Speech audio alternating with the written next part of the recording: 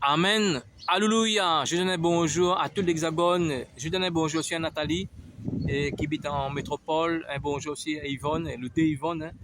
Et aussi toute l'île de la Réunion qui nous écoute aussi là-bas. Qui nous écoute. Oui, Serge.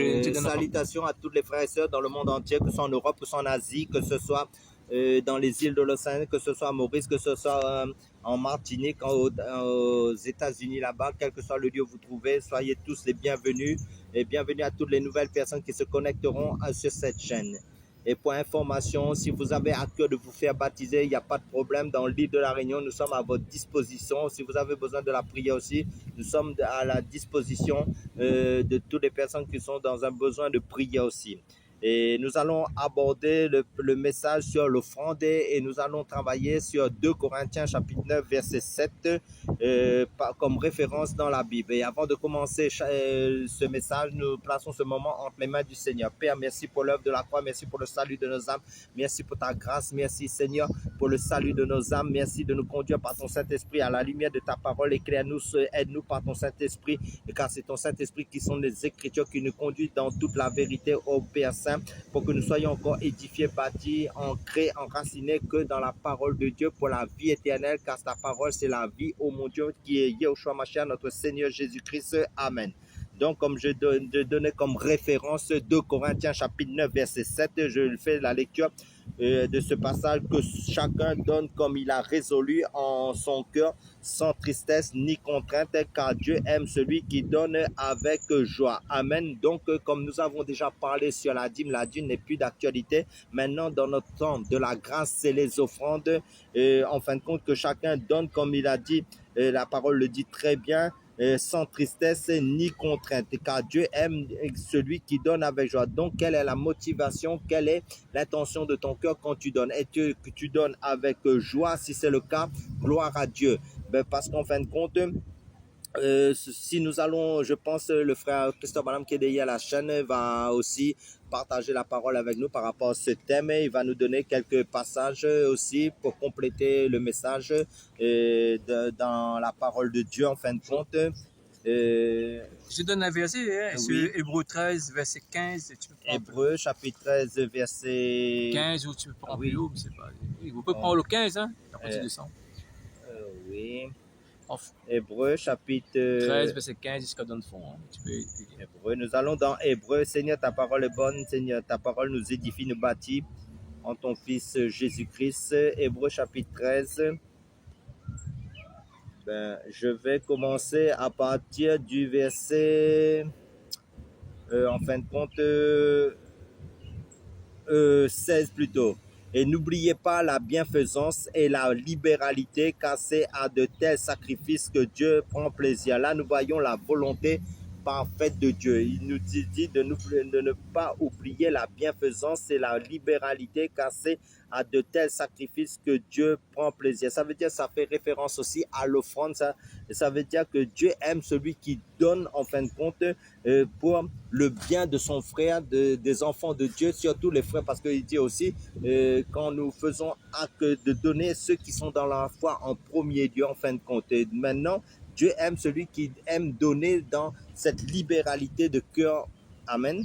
En fin de compte, dans l'église primitive, en fait, c'était l'amour qui animait Amen. Les chrétiens, en fin de compte, ils se donnaient. Amen. Sans être forcés par des personnes. Hein, Amen. Par on voit que ce sont à la tête de l'église, c'était Pierre, Jacques, tous les apôtres, hein, les disciples de Jésus. En fait, compte aussi dans le temps de Paul, tout ça, on voit qu'ils ne forçaient pas les chrétiens à donner, ils donnaient librement avec amour. Amen. En fait, quand depuis l'église de Acte 1, verset 8, jusqu'à l'Apocalypse, on n'a pas vu qu'il parle de la dîme, mais en fait, quand c'est libéralité, veut dire les offrandes libres. Tu peux donner ce que tu veux. Amen. Avec joie. Oui. Tu veux avoir quoi d'autres versets encore? En fin de compte, là, ce que je vais vous donner, en fin de compte, ça dépend. Parce que c'est l'amour qui anime les chrétiens primitifs. Le fonctionnement de l'Église, quand l'Église a commencé, si nous prenons Actes chapitre 2, dans l'Église primitive, en fin de compte, il nous est dit, dans Actes chapitre 2, en fin de compte, verset 42, il nous est dit, il persévérait dans l'enseignement des apôtres, dans la communion fraternelle, dans la fraction du pain et dans les prières. La crainte s'emparait de chacun et il se faisait beaucoup de prodiges et de miracles par les apôtres. Tous ceux qui croyaient étaient dans un même lieu et ils avaient tout en commun. Ils vendaient leurs propriétés et leurs biens et ils en partageaient le produit avec tous selon le besoin de chacun. Ils étaient chaque jour tous ensemble assidus au temple et ils rompaient le pain dans les maisons et prenaient leur nourriture avec joie et simplicité de cœur, louant Dieu et trouvant grâce auprès de tout le peuple. Et le Seigneur ajoutait chaque jour à l'Église ceux qui étaient sauvés. Là, nous voyons le fonctionnement quand l'Église a commencé. Ça veut dire quoi? Ils mettaient leurs biens en commun. Ça veut dire que personne ne manquait de rien parce qu'en fin de compte, il y avait un équilibre conduit par l'Esprit de Dieu parce que toutes ces personnes-là étaient nées de nouveau, ils avaient l'Esprit de Dieu, donc ils vendaient leurs biens, tout ça là, mais ils étaient dans l'unité de l'esprit. C'est ça qui font l'église était l'église de gloire que le Seigneur va venir chercher en fin de compte. Cette église sans tache ni ride dans la sanctification et la gloire. Chaque personne était égoïste, chacun pensait aux autres selon le besoin. Ça veut dire que le surplus des frères qui avaient en plus, mais pourvoyait aux besoins de ceux qui étaient dans le manque. C'est pour ça que l'église était forte, l'église était unie, il y avait des miracles, il y avait des prodiges, et les dieux ajoutaient chaque jour ceux qui étaient sauvés. Donc, il ne manquait rien à personne. Comme de nos jours, ce n'est pas comme ça. Dans les églises, il y a des personnes, on ne sait même pas leurs besoins des fois. Il y a des personnes qui sont en fin de mois, ils ont des problèmes de nourriture ou sinon, et dans leur vieillesse, tout ça, mais c'est seulement les personnes qui sont, on donne la dîme au pasteur, on donne ça à celui qui vraiment ne devrait pas en avoir, c'est les personnes qui sont les pauvres, les démunis, les personnes qui sont les moins, comment dire, qui n'ont presque pas rien dans leur vie, qui sont des salaires maigres en fin de compte, qui ne peuvent pas subvenir suffisamment à leurs besoins, qu'on doit penser à ces personnes-là. Et là, l'Église fait ses actes de libéralité. C'est ça qu'il faut comprendre aux besoins de chacun. Frère Serge, on voit que même l'île de la Réunion, en fin de compte, quand les gens vont mettre des pièces, ils veulent plus de pièces maintenant, ils veulent prendre il faut mettre des billets, en fin de compte. Parce qu'il y a des personnes, en fin de compte, on engraisse, en fin de compte, les personnes qui sont déjà gras, alors que des brebis qui sont maigres, ça veut dire les personnes qui ont des besoins vraiment, qui sont vraiment dans le besoin, en fin de compte, on ne met pas ces personnes-là en avant dans l'église pour les aider, en fin de compte. Et maintenant, c'est seulement les prédicateurs qui reçoivent toute la graisse, en fin de compte. Ça veut dire quoi? Ils reçoivent les billets de banque, reçoivent les dîmes, tout ça, alors que cela n'est plus d'actualité. En fait, c'est simplement que les offrandes sont en actualité. Souvent, en fait, quand on donne votre libéralité, veut dire libre. Parce qu'en fait, quand il y a des personnes qui donnent être contraintes parce qu'ils ont des papiers d'eau à payer très cher, hein. Mais en fait, quand on va mettre un joug sur les chrétiens, c'est pas bon, hein, en fait, ça fonctionne pas comme ça. Parce que lorsque tu vas donner, pas de contrainte sur le péché, en fait, tu peux donner ce que tu veux, mais pas de forcer les gens de donner, sinon vous serez maudits. Tout ça, c'est pas la sorcellerie, ça. Ça veut dire si on maudit, parce que le Seigneur dit bénissez, ne maudissez pas. Dans la parole de Dieu nous dit, quand tu vois quelqu'un commence à te maudire, ça veut dire que c'est un sorcier qui maudit, ça part les enfants du diable. Ce n'est pas les enfants de Dieu, parce que le Seigneur nous a donné cet ordre, bénissez vos ennemis et bénissez-vous selon sa grâce, mais ne pas maudire. En fin de compte, ce que je veux dire, c'est que il devrait avoir un équilibre entre les frères et les sœurs selon le besoin de chacun. Et Dieu, en fin de compte, c'est faire acte d'amour, c'est ça, vis-à-vis de ceux qui sont vraiment dans le besoin. Et maintenant, si l'œuvre de Dieu, comment dire, pour faire avancer l'œuvre de Dieu, par exemple, quand tu donnes, c'est le Seigneur qui va mettre sur ton cœur de quoi donner, mais tu vas plier le genou et pour dire, Seigneur, dirige-moi pour mettre l'offrande qui t'est nécessaire pour ton œuvre ou pour le besoin de mon frère, de ma soeur. Mais Dieu va te mettre sur le cœur ce qu'il faut donner en fin de compte. Donc, tu ne vas pas donner parce qu'on te met un joug, tu donnes dans la libéralité, ça veut dire dans la liberté et dans l'amour sans contrainte ni tristesse. Mais si tu es à un joug sur ton cou pour donner de force, ça veut dire que ça ne vaut pas la peine de donner. Parce que tous les chrétiens, en fait, compte, ils sont à temps plein, en fait. Nous tous sommes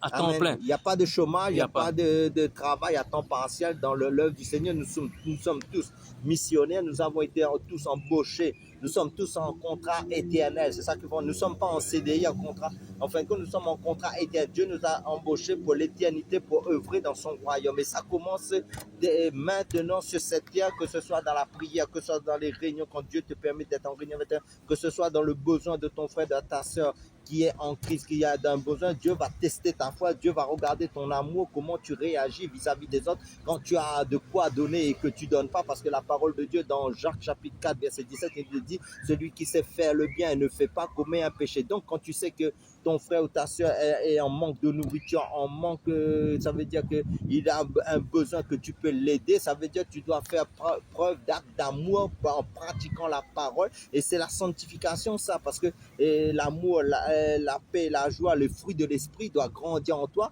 non pas en parole, parce qu'il dit aussi, par exemple, la foi sans les œuvres est morte, donc nous devons avoir une foi vivante, active, qui démontre nos actions basées sur la parole de Dieu en application, c'est ça que je veux dire. En fait, quand tu es un vrai appelé, en fait, lorsqu'il part en mission, en fait, quand c'est Dieu qui va toucher le cœur des personnes pour donner les offrandes, hein. Amen. Mais là, on voit vraiment un vrai appelé de Dieu. Ça, c'est Dieu qui touche le cœur pour donner les offrandes. Oui. Et avec amour, avec compassion, c'est pas avec contrainte. Ça, c'est les vrais appelés. Parce qu'il y a des faux appelés, il va toujours dire, il faut donner, il faut donner, il faut donner. En fin de compte, il force les gens de donner. Non, en fin de compte, question, parce que l'amour, c'est quoi? L'amour, c'est sacrificiel. Ça veut dire l'amour, c'est de toujours penser à l'autre, non pas être centré sur soi. Ça veut dire quand tu sais que ton frère ou ta soeur est dans un besoin vital et naturel, un besoin que ce soit plus spirituel aussi pour comprendre la parole de Dieu. Tu as la connaissance, tu as l'illumination, tu partages la parole, mais la parole, c'est dans le social aussi. Ça veut dire que sur le plan social, sur le plan dans le besoin naturel, ça veut dire que, comme j'ai dit, la parole de Dieu ne consiste pas seulement en parole. Ça veut dire ça consiste en amour, ça consiste dans la pratique, ça consiste aussi à vivre la parole. Comment vivre la parole? C'est de démontrer en la pratiquant, parce qu'il dit que si tu regardes ton vie, comment tu plonges le regard dans la parole, et la parole, et tu t'en vas et tu oublies ce que la parole te dit, ça veut dire que tu es comme quelqu'un qui a oublié de quoi ton visage était fait dans un miroir. Donc ça veut dire quoi? Tu dois vivre cette parole pour démontrer dans le naturel vraiment que l'amour de Dieu habite en toi, parce que l'amour, c'est quoi? L'amour, c'est la parole de Dieu, c'est Jésus-Christ qui vit en toi. On voit qu'il y a des pasteurs qui disent la dîme n'est plus en actualité, mais en fin de compte, ils utilisent un moyen pour prendre l'argent des chrétiens en utilisant les offrandes. En fin de compte, les offrandes, n'est pas fait pour payer les pasteurs, parce que la Réunion, il y a beaucoup d'églises qui fonctionnent comme ça. Et on voit qu'il y a beaucoup de personnes qui vont donner les offrandes. Après ces offrandes, on va payer les pasteurs. C'est faux, ça ne fonctionne pas comme ça. Non, parce qu'en fin de compte, comme Paul nous a donné, en fin de compte, Paul dit, soyez mes imitateurs comme je le suis de Christ. Ça veut dire quoi? Ça veut dire que si tu œuvres dans le Seigneur, ça veut dire que tu as reçu les dons gratuitement, tu dois servir le Seigneur gratuitement dans l'amour pour être au service des autres, et va chercher un métier dont tu vas pouvoir à tes besoins. Dieu t'a donné des mains, t'a donné des pieds, t'a donné une intelligence. Ça veut dire que tu dois travailler comme tous les hommes, parce que le Seigneur a dit l'homme travaillera à la sueur de son front. Donc ça veut dire quoi? Ça veut dire que c'est une vocation, la grâce que Dieu a déposée dans toi pour servir dans le ministère, dans les dons, les talents que Dieu a mis dans ta vie, parce que tu as reçu gratuitement, tu dois donner gratuitement. Tu n'as pas payé ces dons, tu n'as pas payé ce ministère que Dieu a mis en toi. C'est Jésus qui a mis ça en toi pour que tu travailles, pour que tu la collabores, pour œuvrer dans l'œuvre de Dieu. Mais travailler, ça veut dire que Dieu nous dit que celui qui ne travaille pas, qui ne mange pas. Donc ça veut dire quoi? Tu dois te mettre aussi à chercher un travail pour travailler, doit être un modèle pour les autres chrétiens aussi. Bonne question, en fin de compte. On voit que les pasteurs vont dire donner pour construire le bâtiment, pour construire des églises. Qu'est-ce que tu peux... Non, parce que l'église, les bâtiments, ça veut dire c'est de la pierre. On ne bâtit pas les églises, parce que ce qu'on doit bâtir, c'est les chrétiens qui ont donné ça veut dire ceux qui ont le Saint-Esprit, qui sont le temple du Saint-Esprit. C'est les chrétiens qui sont le temple du Saint-Esprit. Les bâtiments, ce sont des briques. Ça veut dire qu'il ne faut pas bâtir les briques mortes. Ça veut dire, mais il faut bâtir les briques vivantes. Nous sommes les pierres vivantes en Christ. Donc, c'est nous, les hommes, les femmes qui ont donné leur vie au Seigneur, qui sont baptisés du Saint-Esprit. Tu dois bâtir ton frère avec le ministère que tu as reçu du Seigneur, avec les talents. Ça veut dire le don que tu as reçu. Tu dois compléter le ministère de mon frère, de ma soeur, pour être enrichi et en fait être en communion avec ton frère, ta soeur, dans la construction, comme nous avons parlé, et en fin de compte, dans nos vidéos précédentes, d'après Galates chapitre 6, verset 6. Donc, l'offrande, en fin de compte, c'est Dieu te met ça sur le cœur, c'est pour un équilibre, pour aider ceux qui sont dans le besoin, en fin de compte. Mais maintenant, un ministère, lui, il doit travailler. C'est une vocation, c'est ça que je veux dire. Tu as dit aussi que les offrandes, en fin de compte, ça ne sert pas pour payer les pasteurs, ça sert pour aider l'église même, hein, parce qu'il y a des personnes qui ont dans le besoin. Amen. Tout cela, hein, frère Serge, pour terminer, qu'est-ce que tu peux rajouter? Pour rajouter, en fin de compte, ce que je dirais, c'est travailler dans l'amour du Seigneur. Travailler pas pour un gain. Comment? Parce que tout ce qui est matériel, travailler pour les choses spirituelles, ça veut dire celui qui sème pour l'esprit moissonnera de l'esprit. Celui qui sème pour la chair moissonnera de la chair. Ça veut dire quoi? Si tu œuvres dans le Seigneur pour t'enrichir, pour avoir de l'argent, en fin de compte, ce n'est pas un métier avant tout. C'est une vocation, c'est faire les choses par amour pour le Seigneur, parce que nous sommes bénis de toutes les bénédictions spirituelles en Christ. Nous sommes héritiers en Christ. Dieu nous a tout donné par l'œuvre de la croix en son Fils. Nous sommes héritiers en Christ. Donc, nous avons tout. Mais pourquoi chercher les biens terrestres qui va disparaître, qui est temporel, qui est dans l'argent, l'or va rouiller. Ça veut dire les choses, les billets de banque, c'est pour un temps. Mais les choses, rechercher les choses spirituelles qui est éternelle. C'est ça que je veux dire. Et soyez tous bénis et à la prochaine vidéo. Cet enseignement était en français et aussi en créole, en bilingue. Hein. Et sois béni.